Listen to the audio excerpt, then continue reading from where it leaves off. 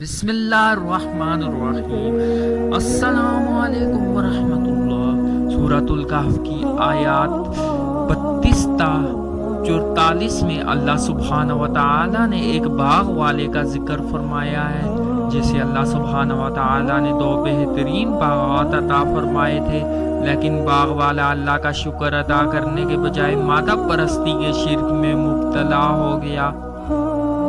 اس نے اس بات کو نہیں پہچانا کہ بھروسہ اسباب پر نہیں بلکہ اللہ پر کرنا چاہیے، اور دنیاوی مال و اسباب کی کثرت اللہ کی رضا کی علامت نہیں بلکہ امتحان کا ذریعہ ہے۔ اس شخص کو اللہ سبحانہ و تعالی نے انگوروں کے 2 شاندار باغات عطا فرمائے تھے۔ ان باغات کی چاروں طرف کھجور کے طاقتور اور لمبے درختوں کی باڑ لگی ہوئی تھی تاکہ باغات ریت اور آندھی کے طوفان سے محفوظ رہیں۔ دونوں باغات کے درمیان کھیتی بھی تھی۔ دونوں باغات کے بیچ سے نہر جاری تھی، گویا آبپاشی کا بہترین انتظام بھی تھا۔ سال ہا سال سے دونوں باغات کثرت سے پھل پیدا کر رہے تھے اور کبھی ان کے پھل اور پیداوار میں کمی نہیں ہوئی تھی۔ وہ باغ والا شخص اللہ سبحانہ و تعالیٰ کی نعمتوں میں مگن خوش و خرم اور مطمئن زندگی گزار رہا تھا۔ ایک دن اس باغ والے کا ایک غریب درویش دوست باغ والے سے ملاقات کرنے اس کے گھر آیا۔ باغ والا اپنے دوست سے مل کر بہت خوش ہوا اور دوست کو اپنی شاندار باغ کی سیر کرانے کے لیے اپنے ساتھ لے چلا۔ وہ دونوں باغ کی طرف چلنے لگے اور راستے میں وہ اپنے ایک دوسرے سے باتیں بھی کرتے جا رہے تھے۔ جب دونوں دوست باغ میں داخل ہوئے تو باغ والا شخص اپنے درویش دوست سے کہنے لگا کہ یہ باغ میرے بہترین منصوبے بندی اور محنت کا نتیجہ ہے۔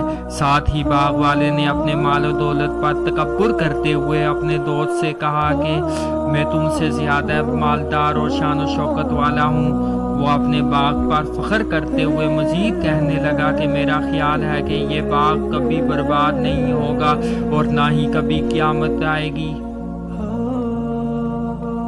بالفرض اگر قیامت قائم ہو بھی گئی اور مجھے اللہ سبحانہ و تعالیٰ کے پاس واپس جانا ہی پڑا تو میرے اندر کوئی تو ایسی خاص بات موجود ہے جس کی وجہ سے اللہ نے مجھے اس دنیا میں اتنا کچھ دیا ہے۔ یقیناً میری اس خاص خوبی کی وجہ سے اللہ سبحانہ و تعالیٰ مجھے آخرت میں بھی زیادہ دے گا، اور تم یہاں بھی غربت میں مبتلا ہو اور آخرت میں بھی محروم ہی رہو گے۔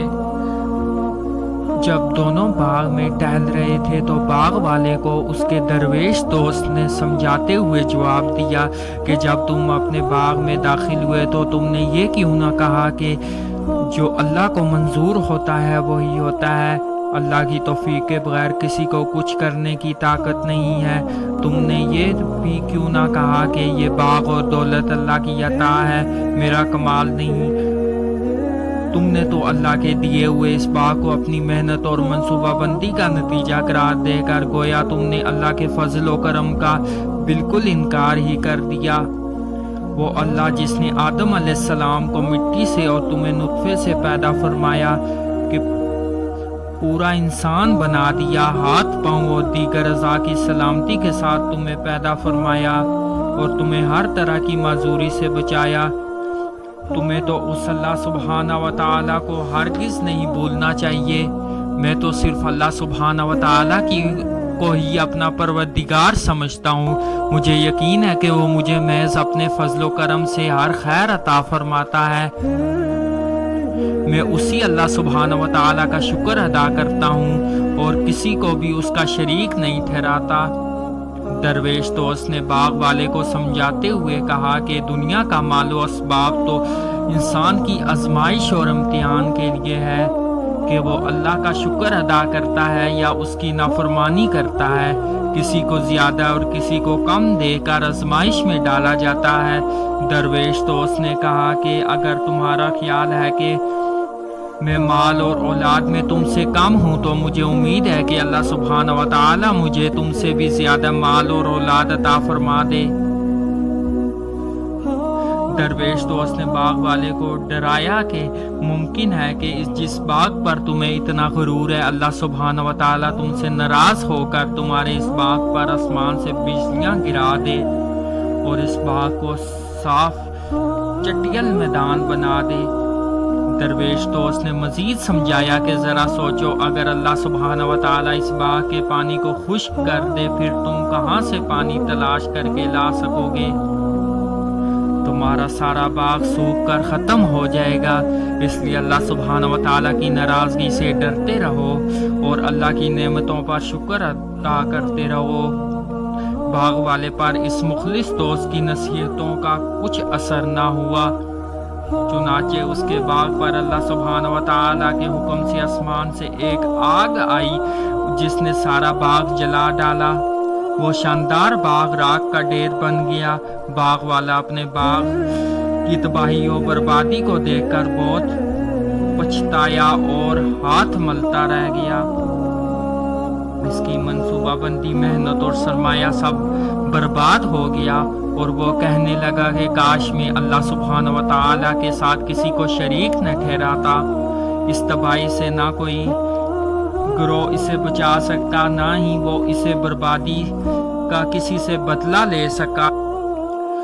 ہمیں ہر خیر و بلائی کو اللہ کا فضل سمجھنا چاہیے، اپنی ذہانت، محنت اور اسباب پر نہیں بلکہ ہر وقت اللہ سبحانہ و تعالیٰ پر بھروسہ کرنا چاہیے، کیونکہ حقیقتاً اور مستقلاً مددگار اللہ ہی ہے۔